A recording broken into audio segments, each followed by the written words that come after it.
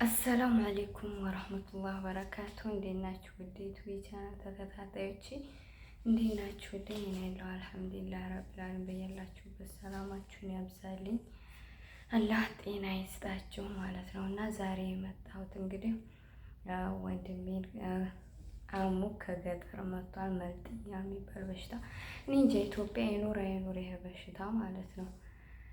የበግ አብዛኛው በግ የሚጠብቁ ፍየል ምናምን የሚጠብቁት በእነሱ ላይ ነው ያኔ ብዙውን የሚያማቸው ማለት ነው። እና ይህን ልላችሁ የመጣሁት የሆነ መድኃኒት የምታውቁ ከሆነ መቼም እኛ ሀበሾች ኢትዮጵያ ካለ ይሄ በሽታ በባህላዊ የሆነ በቤት የሚዘጋጅ ይሄን ይብላ ይሄን አይብላ ምናምን የሚባል ነገሮች ስላሉ ያንን ልታውቁ ትችላላችሁና ሐኪም ቤት ወስጀው ደም ወስዶ ተመርምሮ መልጥያ መሆኑን ነግረውታል። ያው ሰጥተውናል መድኃኒት 600 ምናምን ብር ነው እንደዛ። መርፌ አይደለም ደግሞ ጉዝ ከመድኃኒት ነው ማለት ነው። እና ደግሞ ሐኪም ቤት በአሁኑ ሰዓት መሄድ ከባድ ነው። እንትን አይዲ እየጠየቁ ነው፣ ኢቃማ፣ ፓስፖርት ፊት መድናዎች ማለት ነው። ዋህደ ሽፋ አይጠይቁም ነበረ። ሙስጠሽፋ ዋህደ ሽፋ ነው የሚባለው መድና እዛ ኢቃማ ያለው የሌለው ሁሉም ይሄድ ነበር። አሁን ላይ ግን ከባድ ሆኗል። ወይኔ እንዴት እንዳስደነገጡን። ላብራቶሪ መጀመሪያ ሲባል ስንገባ አልጠየቁንም። ገባን። ከገባን በኋላ ዶክተሩን ገብተናል። ከዛ ላብራቶሪ ደም ስበው ውጤት እየጠበቅን እያለ እዛ ፈጡራውን ሰጥተን ውጤቱን ልንቀበል ስንል ወይ ነው ኢቃማ ወይ ነው ፓስፖርቱ የሆነ ይደዋወሉ ገባ ምናምን። ቢስሚላ ወይኔ እንደዚህ ታሞ ደግሞ ሊያስይዙን በጣም ነው የደነገጥነው። ሀዛ ሲደዋወሉ ምናምን በቃ ዶክተሩ ሂዷል። ፊ ሙሽኪላ ስለው ይዋ ፊ ሙሽኪላ አለ። ወይኔ ሀውጤቱ ነው ወላ በኢቃማው ምክንያት ነው። ያኔ ታውቁታላችሁ ደግሞ እንትን ማለት ነው እንደሰረቀ ሰው ነው ወንጀል እንደሰራ ሰው። ወይኔ ወላሂ አሁን ላይ ደስ ሲለኝ እኔ እንጃ ስቃለሁም የሆነ ደግሞ ስሜቱ ብቻ ሄድና ዶክተሩ በቃ ኢቃማ ስላላለው ነው ምናምን እንትን ያሉታል። ፊት ኢቃማ አይጠይቁም፣ ግን አሁን ላይ እንደዚህ መጠየቅ ከጀመሩ ወደፊት ኢቃማ የሌለውን ሰው አያስገቡም ማለት ነው። አሁን ላይ እያስፋፉት ነው ያለው ሁሉንም እንትኑ ማለት ነው ሆስፒታሉን። እና ስለተነቃባቸው ይሁን እያጣሩ ያሉ በፊት አይጠይቁም ነበረ። ብቻ አስቸጋሪ ነው።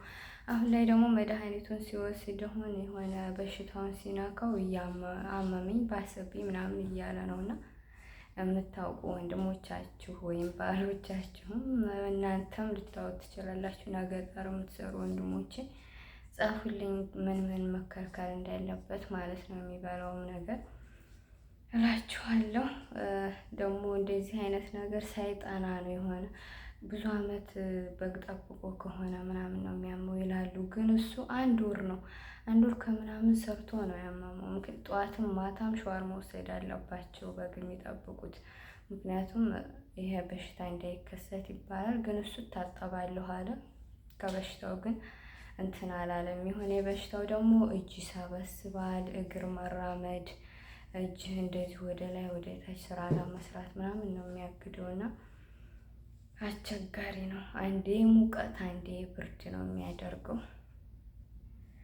እና ታውቁ እዚህ ሀገር ደግሞ ከባድ ነው። ብዙ ወንድሞቻችን እዚህ ከተማ ቦታ መጥተው ለመታከም ቤተሰብ የሚቀበላቸው ሐኪም ቤት የሚወስዳቸው እያጡ በበሽታ የሚሰቃዩ ገጠር በጣም ብዙ ወንድሞች ሞልተዋል። ምክንያቱም ብር እያላቸው ማለት ነው ሰው በማጣት እዚህ ሀቤት ማን ተቀብሎ ማን ሆስፒታል ይውሰዳቸው። የኔ እንትን ስትሉ ወይኔ በቃ ሰፋ ያለ ቤት ይዤ እኔ ችዬ ብቀበላቸው ብዬ አስባለሁ። ወላሂ ብቻ አላህ ይጠብቃችሁ። የሀገር የወንድ ልጅ መቅጫ ነው አለት ሲል በጣም አሳቀኝ። ኢትዮጵያ ትንጡ ብላችኋቸው ጠግበው ሲመጡ እዚህ ሀገር ደግሞ ኑሮ ችግር ሲያስተምራቸው ሲንከራተቱ ፀሐይ ብርድ ሲያንከራታቸው እኔ እንጃ። ወንድ ልጅ አብሶ ፈተና ነው። አሁን ላይ የሴት ስራም ቢጠፋም ሴትም ስራም ቢበዛባትም ከወንድ ልጅ የሴት ይሻላል። ወንድ ልጅ ግን ፈተና ነው እዚህ ሀገር፣ አብሶ ኢቃማ የሌለው ገጠር ላይ የሚንከራተቱ ወንድሞቻችን ነው ማለት ነው። እና አላህ ይጠብቃችሁ፣ አላህ ሙሉ ጤና ይስጣችሁ። እሱንም ዱአ አድርጉለት። አላህ በሰላም ደግሞ እንትን እንድል ማለት ነው እንዲላቀው እና ኮሜንት ላይ ጻፉልኝ ውዶቼ ማለት ነው። መድኃኒቱ ይህ መድኃኒቱ ብዙም እንትን የሚል አይመስለኝም። ምክንያቱም አሁን እያመመኝ ነው አለመልሶ ከኔ ነው ሲጠቀሙ ይሁን እየሰራ ይሁን መድኃኒቱ ማአድሪ እና አብሽሩልኝ። ወሰላሙ አለይኩም